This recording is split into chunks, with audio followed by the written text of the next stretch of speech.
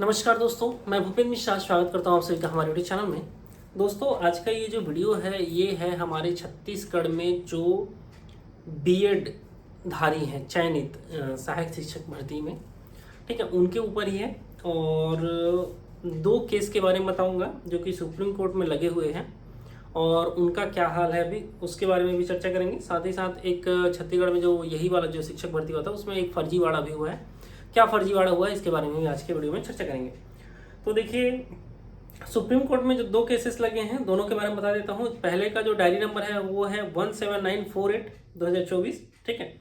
और इसका अगर आप सभी देखोगे तो इसमें लिखा हुआ है, अगर आप इसको सुप्रीम कोर्ट के ऑफिशियल साइट में जाकर के अगर सर्च करोगे तो ये है case under defected list valid for 90 days, ठीक है। अभी भी इसका यही दिखा रहा है। कुछ लोग कह रहे हैं कि अभी खारिज हो चुका है और कुछ दिन में ये पता चल जाएगा करके, ठीक है। इसको लगाया था जो पिटिशनर है वो है नवीन कुमार जी, ठीक है। और इसमें जो रिस्पोंडेंट थे वो थे union of India principal secretary ministry of human resource development, ठीक है। और जो इसके एडवोकेट थे वो थे अमित पवान जी, ठीक है, जो पिटिशनर के एडवोकेट थे। और जो रिस्पोंडेंट हैं, ठीक है, उनके एडवोकेट जो थी वो मीनाक्षी मैडम, सॉरी, मनदीप कारला जो है वो थी, ठीक है। तो ये एक केस था। और एक चीज़ बता दूं, एक केस और लगा है छत्तीसगढ़ के लिए ही, अगर कहा जाए छत्तीसगढ़ में जो चयनित शिक्षक हैं उनके लिए है। और वो लगाया है, आप सभी को बता देता हूं,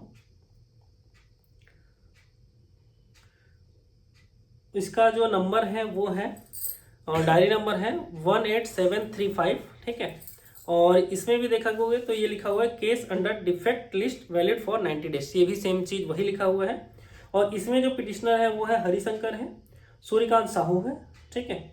और इसमें अगर हम बात करें जो बहुत सारे लोग हैं इसमें से, अगर पिटिशनर के बारे में बात करें तो, ठीक है, इसमें आप सभी देखोगे दोनों का दोनों जो केस है वो यही लिखा है case under defected list valid for 90 days.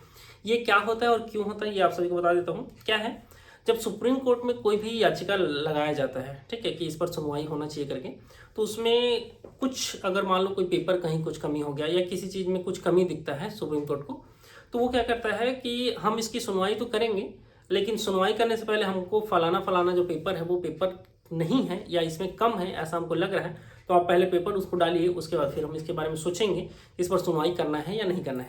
देखिए, और इसी बता दूं, छत्तीसगढ़ में जो चयनित सहायक शिक्षक हैं बीएड वाले, जो मेरे सोर्स बता रहे हैं वो यही है कि 10 तारीख के आसपास आप सभी को एक नोटिस मिलेगा कि आपको निकाला जा रहा है, ठीक है।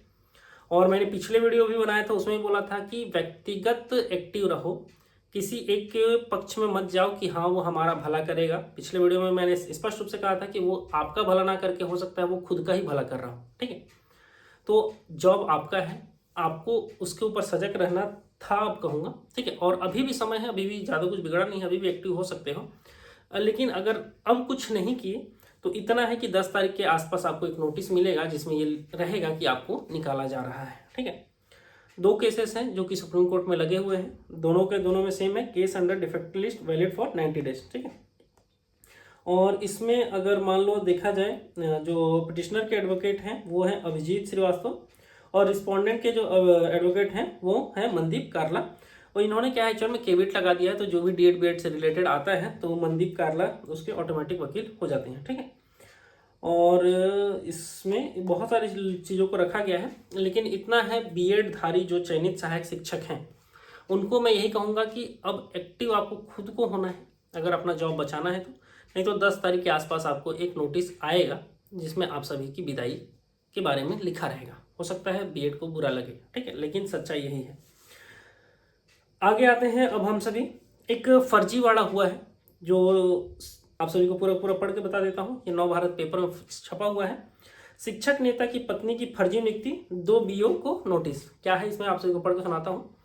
ये है बिल्हा ब्लॉक के तत्कालिक बीईओ पटेल और बेंदी किए गए तलब।